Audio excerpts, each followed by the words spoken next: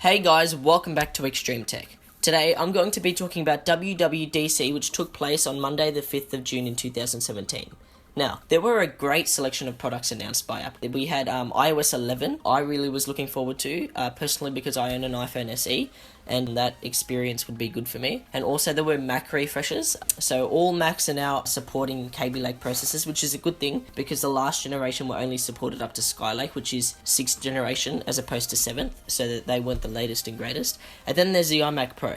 Now, this video is specifically tailored to the iMac Pro, and today I'll be kind of taking a look at the new features of the iMac Pro and whether or not it's really worth it, because it is quite expensive if you haven't already seen. And yeah, now this video is non-scripted, if you haven't noticed already, and it's the first of its kind that I've tried, so if you like it, please make sure to, leave a like and subscribe, and without any further ado, let's begin.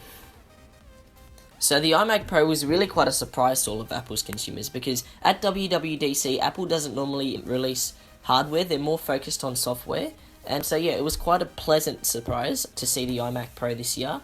And yeah, I'm just going to be looking at a couple of the new features with this iMac Pro. So the first one is its design. Now if you haven't seen this thing already, it looks gorgeous, and Apple doesn't really fall short in terms of their design on their products, and the iMac Pro is really no exception. Now you've got to see this thing. It's in a beautiful space grey matte black finish, and I think it looks absolutely gorgeous. Now in terms of the features, and in terms of I/O, it's been updated to support Thunderbolt 3 USB-C, which is really good because we haven't seen that on iMacs in the past. And in saying that though, all the other I/O is still intact, it's all still there, unlike what they did with the MacBook Pro last year. So it's got, all your normal USB ports, it's got Ethernet, and yeah, so overall, in terms of that part of the features, it's really, really good. Now, the performance is absolutely unheard of. Personally, I've never really even heard of an 18-core processor, in a desktop, let alone a all-in-one. So that is absolutely amazing. And it now supports up to 128 gigabytes of memory. Now, to put that into perspective, my PC's only got an i7-870 with 4 cores as opposed to 18 cores. And it's only got 16 gigabytes of RAM, which is still pretty adequate for this day and age, for doing all your normal tasks, even gaming.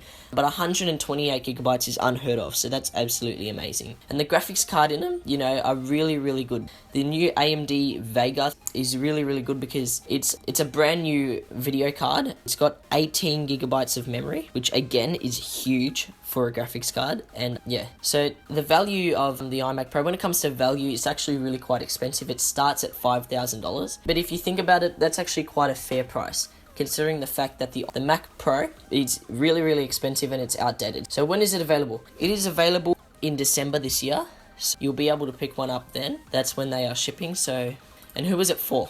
Now, in my opinion, the iMac Pro isn't going to be for everyone, obviously, because a lot of people wouldn't be able to afford it. But in my opinion, iMac Pros are really for, as the name suggests, professionals.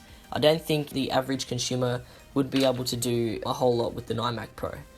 So I hope you enjoyed this video. It was quite a short one just regarding the iMac Pro, and yeah, I hope you liked it. Please leave a like, comment, subscribe, and I'll see you guys in the next video. Thanks.